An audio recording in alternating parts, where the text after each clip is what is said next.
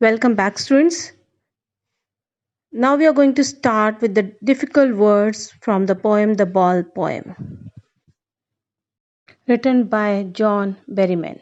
The first word is merrily. It means in a cheerful way. Second word is ultimate. It means final. Third is grief. It means sadness. Fourth is rigid. It means stiff or unmoved. Fifth is trembling. It means shaking. Sixth is harbor. It means a place where ships load or unload. Seventh is intrude on. Here to enter a situation where one is not welcome. Eighth is a dime. It's a US currency 10 cents. Ninth is worthless, having no real value. Tenth is possessions, the state of having, owning, or controlling something. 11th is external, belonging to other, forming the outer surface. 12th is desperate, it means hopeless. 13th is epistemology of loss, it means understanding the nature of loss. 14th is epistemology, it means the Greek word episteme means knowledge, it is the study of nature of knowledge itself. Students, now we are going to move to our next poem, that is The Ball Poem, written by John Berryman. Here, the poet describes the grief of a boy over the loss of his ball. Actually, he wanted to tell us about the materialistic world. That when we lose something, how we feel. And he has taken ball as a symbol of the possessions of the person.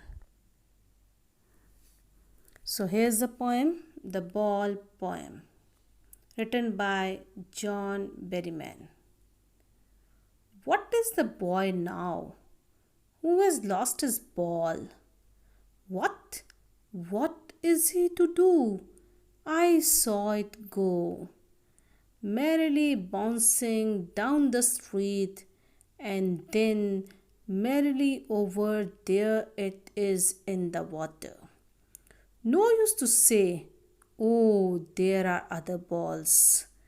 An ultimate shaking grief fixes the boy. As he stands rigid, trembling, staring down all his young days into the harbor where his ball went. I would not intrude on him. A dime another ball is worthless. Now he senses first responsibility. In a world of possessions, people will take balls. Balls will be lost always, little boy, and no one buys a ball back. Money is external. He is learning well behind his desperate eyes the epistemology of laws, how to stand up, knowing what every man must one day know, and most know many days how to stand up. Children, now we move to the explanation of the poem The Ball Poem, written by John Berryman. Look at the first stanza. What is the boy now who has lost his ball? What is it to do? I saw it go, merrily bouncing down the street, and then merrily over there it is in the water. Here, merrily means in a cheerful way. The poet is talking about a boy. A boy loses a ball, he is very upset. A ball doesn't cost so much, nor is it difficult to buy another ball. Why then is the boy so upset? Just read this poem, you'll come to know about that. And what the poet thinks has been lost, and what the boy has to learn from the experience of losing something. You'll get the answer of these questions from the poem. Here,